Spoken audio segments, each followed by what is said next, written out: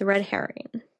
There was a good while that I really thought it was the coach Alex, that was the one trying to bring Dylan Grayson down. It was mainly because he had been a father figure to Dylan, so it gave me this whole he would end up betraying him, especially since there was this whole thing with Dylan and not trusting people.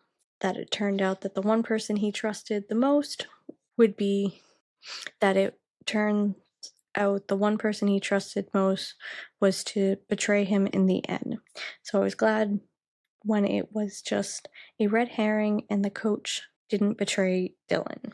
So I was super glad about that. And I was very nervous that the coach would be the one to betray Dylan in the end. And I was like, please don't do this. He's been this father figure. He's been the one person that Dylan can trust. Do not do this. So I was very glad that that is not the route that they went down. So continued with that.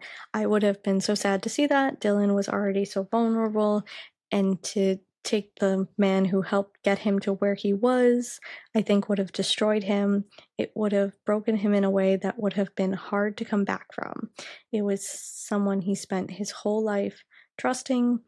So to have that broken is a wound that is hard and slow to heal. And again, so glad it was just a misdirect and the coach wasn't the villain of Dylan's story. So glad.